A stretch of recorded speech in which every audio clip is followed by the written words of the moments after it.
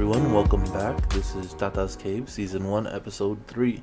And today we're going to be answering questions about Palo Mayombe from the followers. But first, I wanted to talk a little bit on a specific subject here.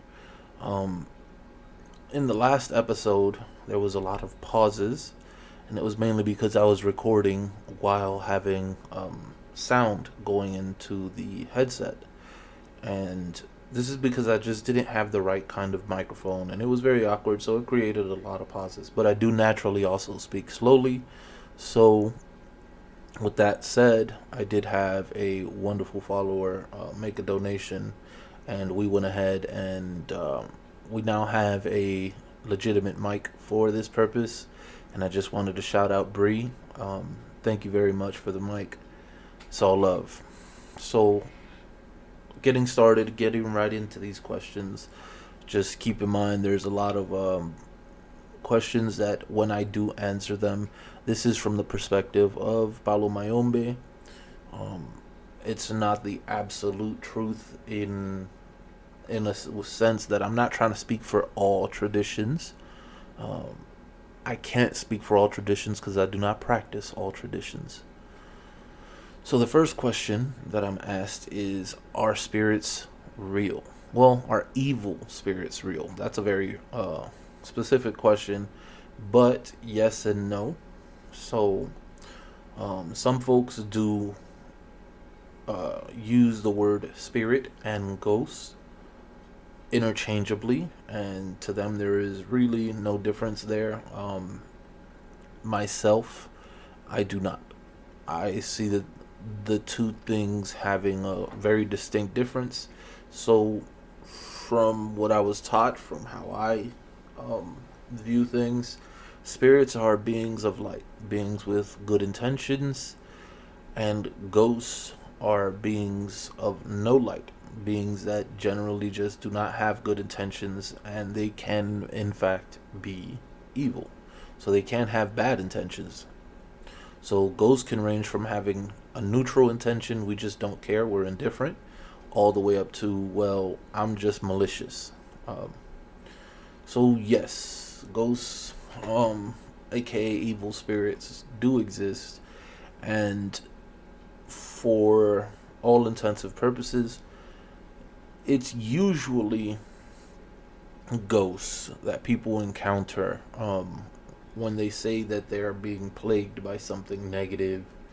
Um, I've seen a lot of cases where people tell me that they're experiencing something quote unquote demonic, and I've been called in to help, and lo and behold, it's a ghost. Um, it's not a demon or anything near it, it's just a ghost. Now, these ghosts can range. They can range in their activity and in the amount of energy they have. In some senses, they can be quite, quite big, quite powerful, and it is frightening, for the normal person. But ghosts can be removed. They can definitely be removed. They are not permanent. They can also be enlightened. They can be elevated. Ghosts can be shown the light, and it can become a spirit. So this is also another positive thing. So they can be removed, and they could be elevated, and it could become a spirit. So in some cases, what makes a ghost is a person that passes tragically, or a person that passes too soon, and is unwilling to accept or recognize that they have passed.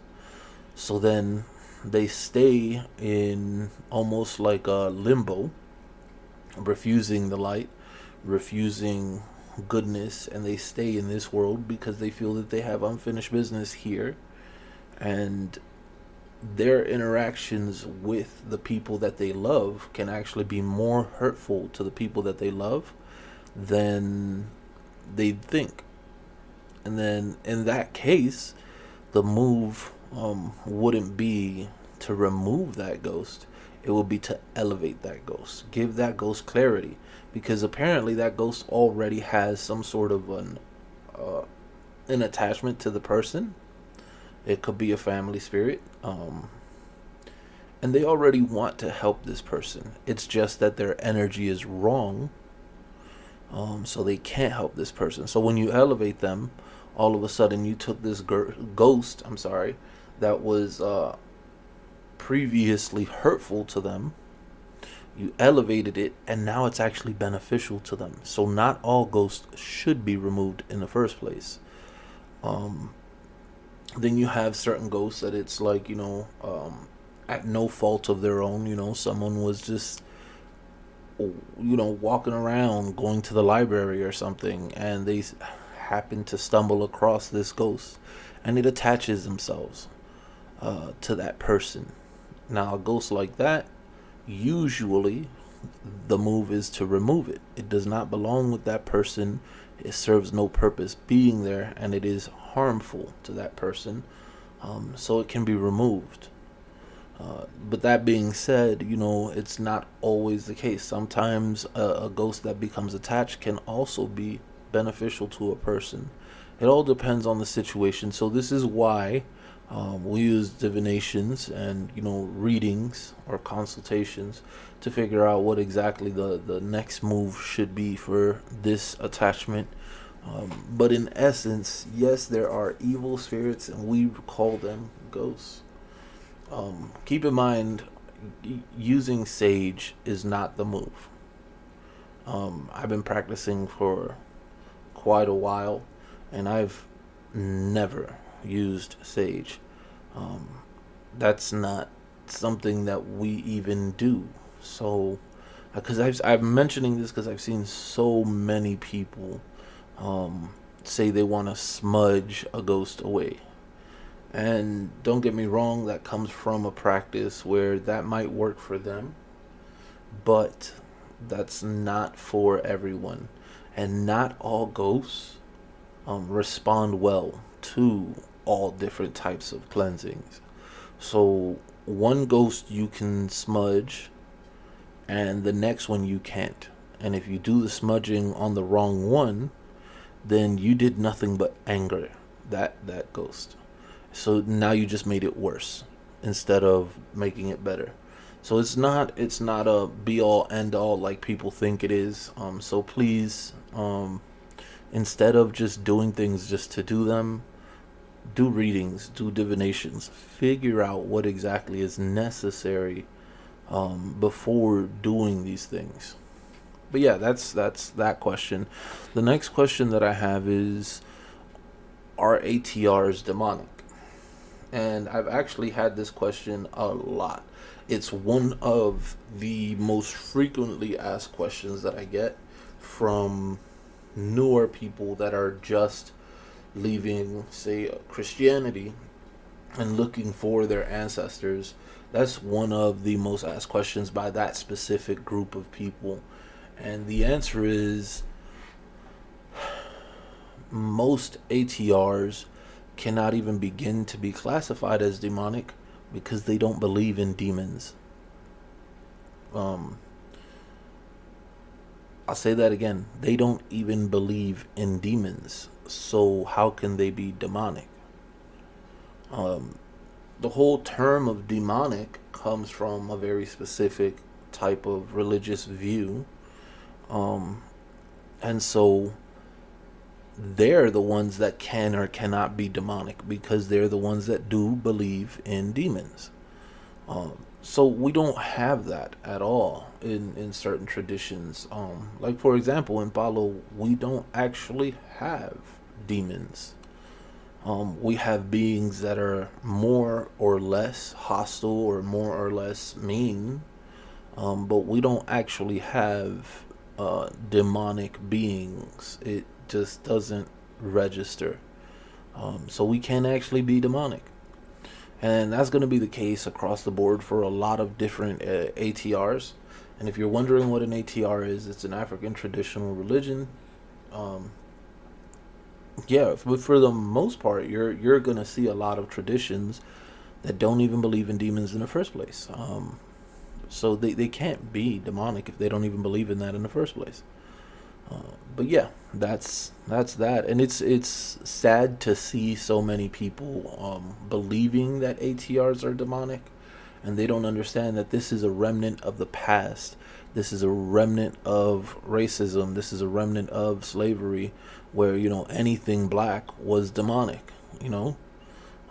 And instead of using their critical mind to try to understand, well, why do people consider this or that demonic, they just accept that it's just demonic. So yeah, but along the lines of, no, it's not demonic. Anyways, moving on. I had a question about how to help people, or how to identify when a person is trying to communicate with spirits, but it's really them communicating either to themselves or to a trickster spirit. And that's a very interesting question, mainly because there's so many people out here that believe wholeheartedly that they are communicating with their ancestors or their spirit guides, and they're not. So let me touch on this for a second. There are initiations into traditions. There are several protocols into how you do and do not communicate with spirits. And there is a more modern spirituality that has been running rampant lately, and it spreads heavily through specific little echo chambers, like, for example, clubhouse rooms, or Twitter spaces, this, that, and the third. And what's really going on is these modern practices, people are being taught. So first off, people are being taught that your spirituality is decided upon by you, and you can pretty much just make up whatever you're going to make up by way of resonating with something. And instead of taking the proper steps, you kind of just take from it what you choose, whatever you like at your convenience, and then leave the stuff that you don't like. And then you do that across the board with everything, and then you have like little bits and pieces of all these other traditional spiritualities, and you mix them all together, and always to your convenience of how you feel resonates with you. And that's your spirituality. So that's where you get people that they'll talk to you about kundalini, karma, chakras, but then ashe, astrology, tarot, then the Inkisi, all that mixed together. And that's not okay. That is definitely not okay. That is not even remotely right. So basically, these traditions teach you protocols. And one of the protocols is initiation, and the need for initiation, and the need for it to not be a self-initiation, which is another thing that, in more modern spirituality you start seeing, self-initiation, and then initiation in dreams. And they say, well, I was already born initiated, or I had a dream that I was taken out into a forest and initiated by the spirits, so I no longer need your humanly initiation. Listen, there is no exceptions to initiations. None. Zero. It's either you are initiated or you are not.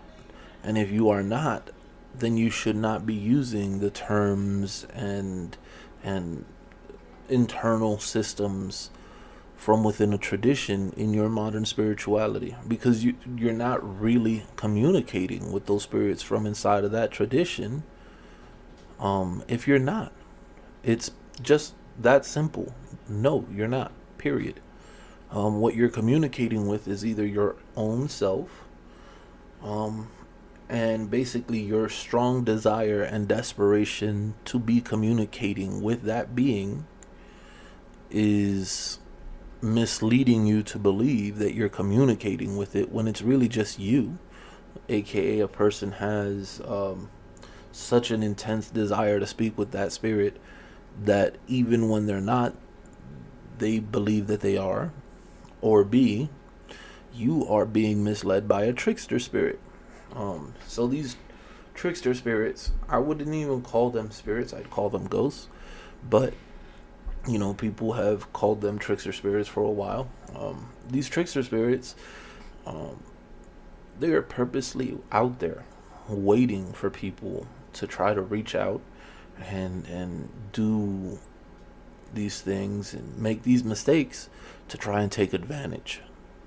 And they usually take advantage of the young, not initiated, modern spiritualists, or people that practice traditional spirituality, but they don't know what they're doing, and they're just kind of faking it till they make it.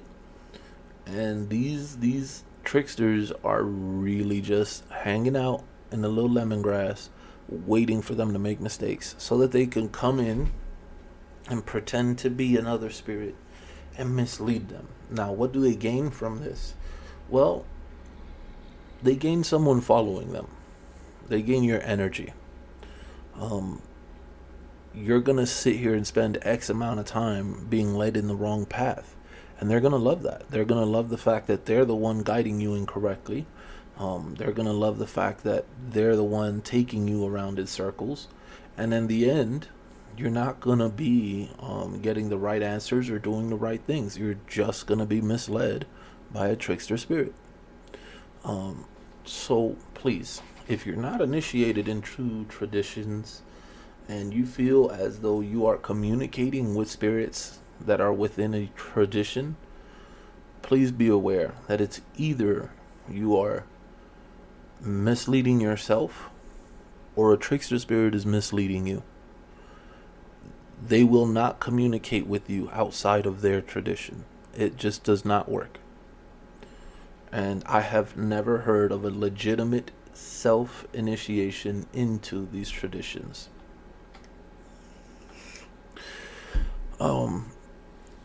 So the next question that I got is why is initiation and why is license or licencia necessary? So I kind of sort of touched on this in the last question, but I'll go a little bit further in this one. So initiation is a rites of passage. So it originally wasn't meant to be a ceremony that's performed to allow people into any specific tradition. Originally, these were ceremonies that were done by kids that were coming of age. This was their coming of age ceremonies. And it really just granted them the ability to go further into their spirituality. Whereas that's in the more ancient times, and then more modernly, these rites were performed on people to allow them access into the spirituality. Now, I was so gracefully taught that there is a specific forum online where there's basically a mass of people that just go around appropriating everything, and they do not believe in initiations, and they do a lot of self-initiations. And actually speaking, one of the weirdest things on that forum was that they actually had a sub-forum. They actually had a category for Palo Mayombe, and I actually saw firsthand, several people that are not initiated into Palo Mayombe saying that they can still work those spirits. They don't need initiations. They talk to the spirits in dreams, and so now they are fully licensed, fully authorized to work with these spirits because they had a dream. No, absolutely not. There's no such thing. Those spirits will call to you in dreams. They will do all sorts of weird things, draw signs, everything, they'll even I've actually had someone have a dream of being initiated. Like the full dream was very descriptive of the initiation process. And so they thought that they were initiated in their dream. And I explained to them, no, that's not how that works. And when they actually did their initiation, there was a huge difference in their spirituality, and they were like, wow, you were right. Like, it's definitely not, the dream itself does not initiate you, it's calling you towards initiation. But yeah, it's initiation is just rites of passage, and it cannot be skipped, and it cannot be self-performed. It does not work that way.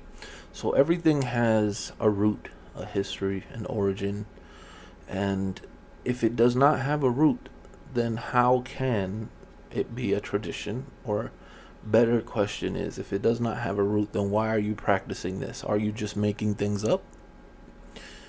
You see, this is why traditions have these protocols, these procedures in place.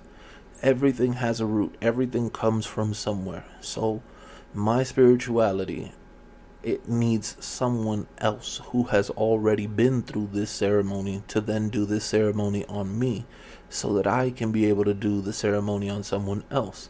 And so my ceremonies, by way of ancestry, date back to Africa, to the origin of the tradition. But when you are self-initiating, what is the ancestry? What is the roots of your initiation? Where is your spirituality coming from? And the answer is nowhere. You're just making it up out of thin air. So yeah, it doesn't work that way. Now, in terms of license or licencia, it's actually very interesting. So license is your authority to do things. Licencia is the Kikongo word for it. Actually speaking, people that are Spanish speakers get the two mixed up. So licencia is literally a license. Licencia is the Kikongo word for license. So they're very similar, but they're not the same. So remember, when we speak Kikongo in Palo, we're speaking on a very spiritual subject. It's not speaking it casually like it's an everyday subject. We're speaking in terms of spirituality, so that's a spiritual term for us. So licencia is the spiritual authority or permission to do things. But it's okay, if people say licencia, it's understood, for the record. If you say I'd have licencia to do this, then, obviously I'm gonna understand what you're talking about. But yeah, so the authority or permission to do things. If we talk about this, there are ceremonies and rites and permissions that can be bestowed upon people to be able to do specific things. And these things grant you these permissions, and everything has a history. You can't just make it up. It has to come from somewhere. And that's a part of this licencia process, I cannot be a fully ordained priest of Palo Mayombe if I was not fully ordained by a priest that was fully ordained, and so on and so forth.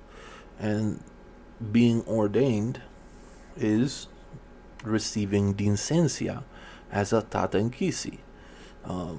So these things, there's ceremonies and rites and processes that really have to be in place to acquire these permissions and authorities. They're not just, I feel like I should have this permission, so I'm just gonna add it to my bio and say that I have it. That's not how that works. There's real ramifications to this, real processes, real protocols to this. And a lot of it has nothing to do with what I want and everything to do with what I should have. But yeah, that's the licencia part. I was also asked on something something that I'm very passionate about, and that's how to identify the right godparent before deciding that this should be your godparent. And the reason why I'm passionate about this is because I keep seeing it again and again and again, where people keep choosing the wrong people to spiritually look up to. I said it in one of my previous episodes. If these people are not someone that you can trust with your debit card, why do you trust them with your spirituality? If you cannot trust them with your life, why do you trust them with your spirituality? It does not make sense. It does not. So, things that I generally look out for is the trust. How badly, like, how much do I trust this person, If I can't trust them with anything, I can't see them as my godparents. I can't follow them as my godparents. So how do I get to that point to decide on how much I do trust them is I spend time with them. I spend time with them and try to figure out, how I feel about them and what I've seen and how they work and how it resonates with me, Personally speaking, you can be a really good elder, a amazing one with all the right ceremonies and be legitimate. But you can be shitty to, say, women. And I don't vibe with that. I don't vibe with the macho man bullshit. And even though you are legitimate, you're not the godparent for me. So that's the very first one, the trust. And you build that trust by spending time with them and observing them and figuring out if they resonate with you, if their values resonates with you, if their practices resonate with you. These are going to be your most primordial indicators on whether this person should be a godparent that you can follow or not. It's your primordial indicators. From there, you have on a more spiritual level, you want to see how their practice has affected others. Now, I have seen so many people come up with all sorts of formulas that are like really nonsensical. Like, for example, as I said before, I've heard people say something along the lines of, well, what you want is someone that's old. You want an old head. Well, not true, because in some cases, a person can be older and they just got initiated last year. And so, yeah, physically in age, they're older, but spiritually, they don't have that wisdom. They don't have the practice, they don't have the experience.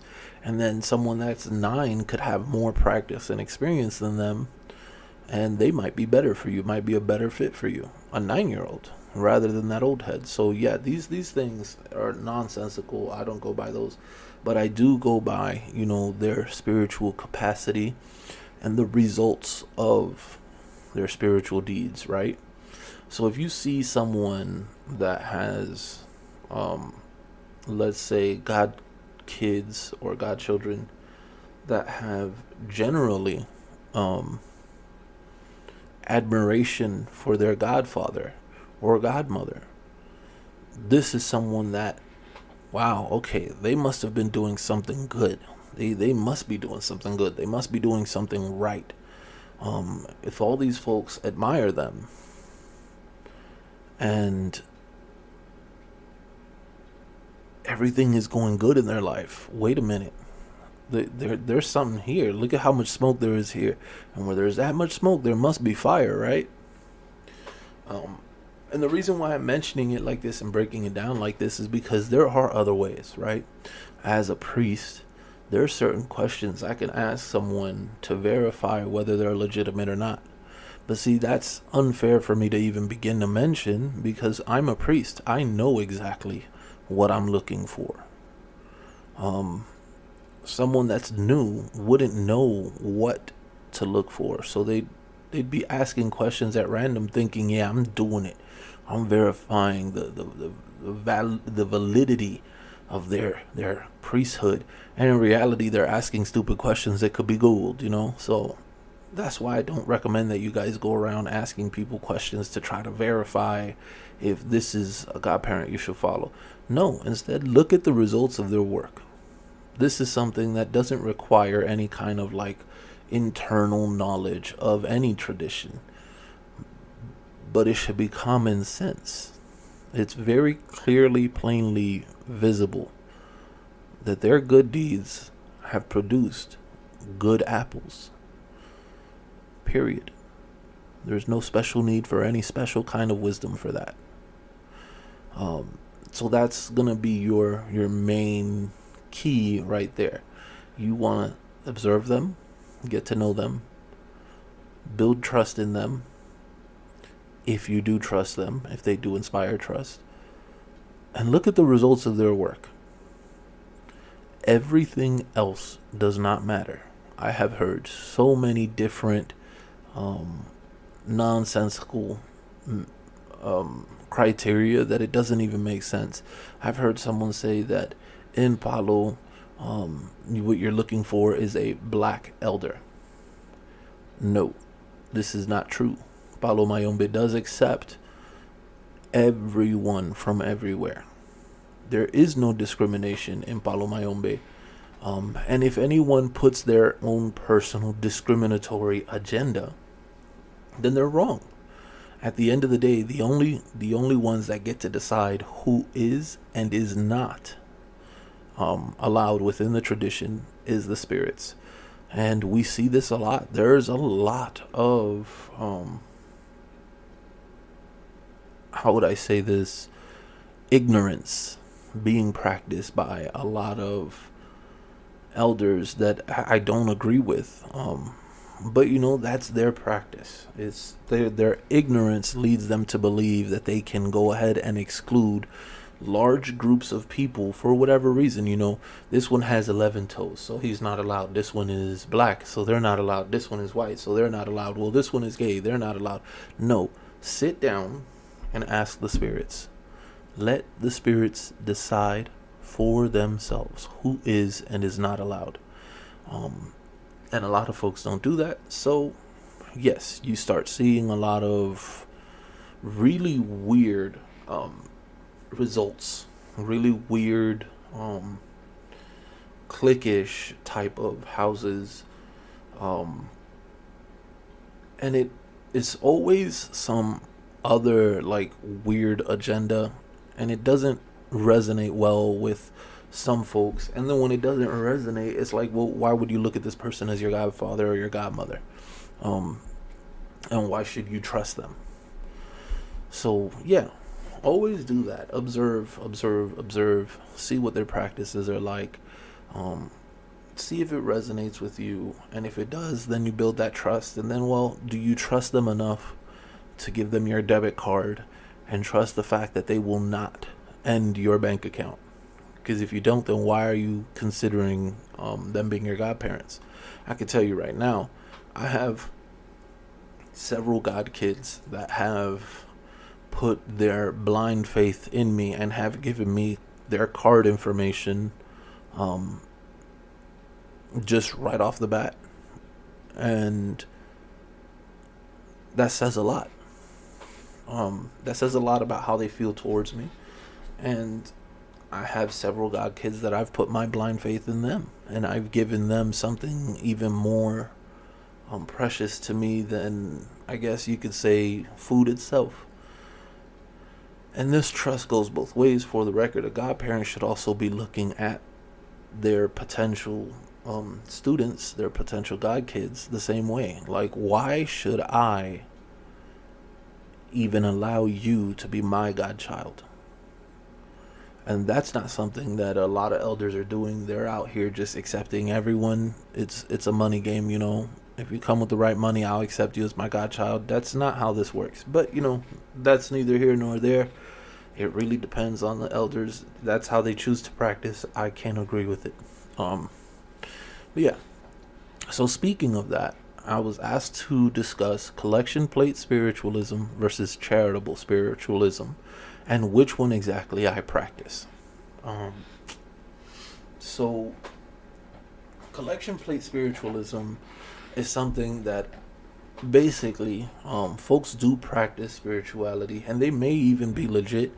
In some cases, they're not. But the main catch, the main motivator for them to do these spiritual things is the money. And what I'm talking about here is, well, we practice this, this, and this, and we can help you, but pay up. Pay me first. I want your monies before I can even begin to solve your problems. I want monies. Now, I personally do not agree with this entire mindset. I personally see it as flawed, but there are people that do it. They take spirituality to be almost like a business license to perform services for money. So they go and they get these initiations and they pay for them and they see these as a business license. So I've even seen people go to the lengths of like taking out a loan, getting initiations, and then turning around. And once they got initiations, offering spiritual services to pay back for the loan, and then start trying to turn it into a business to lead, a wealthy life. I've seen it. Actually speaking, I've seen a lot of that.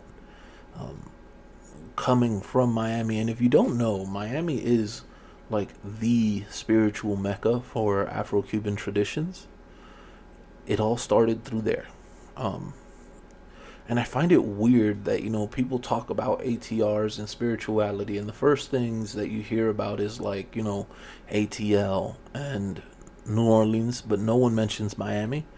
Meanwhile, Miami is like the big mecca of, Afro-Cuban file, Santeria or Lukumi, and Palo Mayombe here in the U.S. And then it spread across the country from Miami. So I find that weird. But anyways, growing up in Miami, in the 80s, what a time to be alive. These things were so common. It was so common to see people, get initiations and then turn around and start charging hundreds and thousands even to do spiritual work. And it was the wildest thing, because it was like, man, you're brand new and you're out here killing it already. You're driving flashy cars, you're living in fancy penthouse, like you out here doing it. And it was all based off charging for spirituality. Like they were really doing it.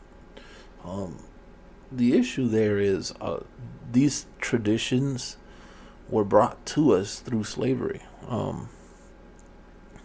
And I say this all the time when people ask me why I disagree with this. I say it's messed up because these traditions were brought to us through slavery. The enslaved folk brought us the traditions and taught us the traditions. And yet, if the enslaved folk were alive today, they would not be able to afford to practice their own tradition. Think about that for a second. That's a tragedy in and of itself. They would not be able to afford to practice their own tradition. So I see something that's fundamentally wrong with that. Besides that, there is in collection plate spirituality, there is a lot of politics and a lot of I guess you would say like ceremonies and rites that are highly debated, and it's almost always money motivated debates. So say for example, like there's even controversial things, like there's people can make up ceremonies, and they specifically made up the ceremonies as a money grab, and they go ahead and they continue into this money grab, and they just keep charging people to perform this ceremony that might have never really been necessary for people, but they don't care. They're going to keep this money grab going. They're going to keep practicing the way they practice. They're going to keep telling people that they need this or that ceremony that might not even historically have ever existed. It's something that they made up, and it's a money grab. So that's collection plate spirituality. So then let's talk about charitable spirituality, which is something that I practice. So charitable spirituality is remembering where these traditions came from and being more old school and more reserved with it. People don't generally want your money. People that are practicing a more charitable spirituality don't want your money. What they want is for your betterment, for your advancement. And don't get me wrong, even I will say that, I'm not against donations. If you're going to donate, I will gladly accept it. But I don't demand that you pay me. I'm not looking at your bank account. I'm looking at you. I'm not trying to take from your bank account. I'm trying to help you reconnect to your ancestors. And then maybe, if your bank account grows and you feel that I should have something, then you can donate. And you know what? We can both be out here just living our best lives. But my goal isn't to take your money. And because I don't sit here and charge people this, that, and the third over every single little detail, unfortunately, as an elder, I still have to work a normal job. So I lose out on availability. Now, obviously, if there were more donations, then obviously I wouldn't have to work anymore. But I haven't reached that level just yet. But yeah, so my entire practice is really based around donations. I don't actually charge people for just about anything. Even when I do decide that, look, you will pay, which is very rare, by the way. It's usually because a person is being very abusive of my time and my effort. And so I'm putting up the money as a barrier. No, you know what? If you're going to waste my time, at least compensate me what I would have made at work. Because I can't be broke and wasting time with you at the same time. So yeah, this is why it's so different. If you notice, it's two completely drastically different mindsets. Now, charitable spirituality, I can say that it has a long history, but I would like to say that there is a known recorded history of it existing since as far as back as 1792 in Cuba, with Cabildo Samequion or Medjion, which, if you know about the three wise kings or the three wise men, he's the one that brought baby Jesus the gold bar. So this Cabildo, which Cabildo being the Spanish word for council, was founded by Bakongo enslaved folk, specifically to pool their money together and purchase each other's freedoms. And it's a thing of beauty because they came together, they purchased their own freedoms, and then they started purchasing other folks' freedoms. So that's charity. They started using donations to purchase the freedoms of their community. So when you see stuff like that, and that's on written record in history in Cuba, I'm sure there's like a bajillion more examples that aren't in a written record, because remember, these traditions come orally for a very long time. So I'm sure there's a bajillion more examples of it, but I'm talking about the earliest written example that I can think of right off the top of my head being 1792. And, you know, it's a lot of old school houses that they really just didn't care about the money, they cared about the people. And in this day and age where everyone is so concerned about the money, I'm really just concerned about the people. You know, I want to build my community, and I want my community to love each other like a family, and I really want for us to be able to love each other like family and help each other up like family. I have no interest in their money. Now, keep in mind, some of my God kids do donate. Some of them do absolutely feel like, you know what, Tata, I appreciate you. I love you for no reason. Hold this. I just did really good this week. I had a little extra. Here, I want you to eat too. And as I said, I'm not against that, but I don't demand it from anyone. And that's the difference between collection plate spirituality and charitable spirituality. And you can see how passionate I am about being charitable, about the people, not the money. But that's all of tonight's questions. And I did want to point out, speaking of charity, guys, as I said, I specifically work through donations. And to that subject, to that tone, I would like to point everyone to the website of the temple that I work with. It is Munaso Kotalima Temple of Nkisi Malongo.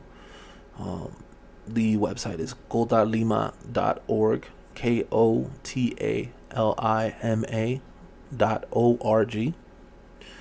You could go on that website, find some valuable information over who the temple is, and if you feel it, you know, out of the kindness of your heart that you want to donate, hey, even $1, you know, you definitely can. There is a form on the website to be able to donate to the temple, and all donations are appreciated. But yeah, thank you everyone for listening, and this is Tata out. Y'all have a good night.